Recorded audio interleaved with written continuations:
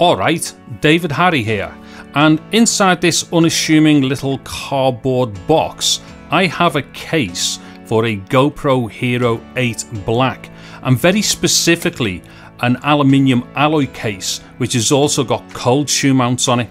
So what I'm going to do, just get the GoPro 8 out of the way just for now, and I'll get into this box and let's get all the bits out of it which are inside. Get the box out of the way. First thing out is a screwdriver. We'll get to that shortly.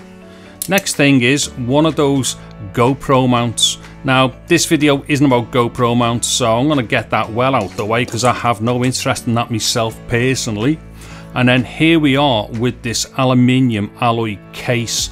Now, like I say, the most important thing for me about this one is that it is literally the first one that I could find when I went onto Amazon after I got my GoPro 8. So right now, this was like, you know, the only one that I could get, which was at least an aluminium one anyway.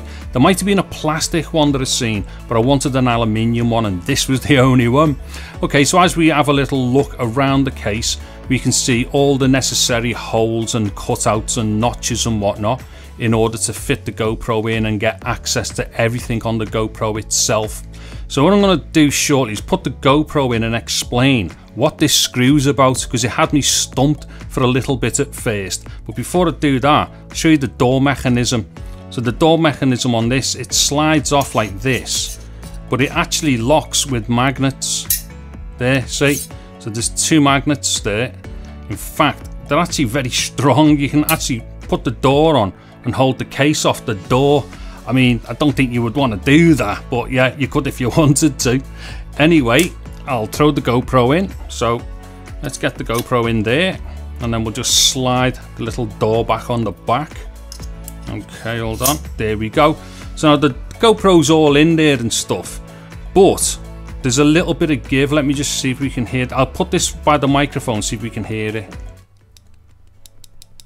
Now you could probably hear that noise. Yeah, I can hear it there. So it shakes a little bit when it's inside the case. Now I'm assuming the reason why that is because it looks like there's enough space in the back here for if you've got, say, some tempered glass on the back of the GoPro, it would actually fit in okay.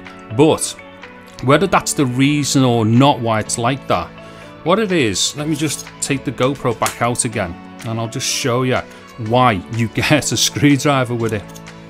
Right, if we have a look here, that screw there on the actual cold shoe has nothing to do with the cold shoe. What it is, directly underneath that screw, if we can kind of get an angle on this to see it, what it is, it's all black, so I don't know if we can see it properly, but just underneath the screw there's a rubber pad there. Actually, we'll probably get it there. So there's a rubber pad. So what happens is that screw pushes the rubber pad down onto the GoPro and actually fastens it in really well. So let me just put it back in and I'll show you. So what you do, just do a couple of little turns on the screw. Don't go mad, obviously, but just until you get a little bite, and then once you get a bite on it, just give it a little quarter turn, something like that, and then the GoPro is actually in the case on its own without the back door. Not that you use it like that, obviously, because you put the door on as well. But at this point, the GoPro is absolutely solid in that case. It's got tons of protection and it's very lightweight as well.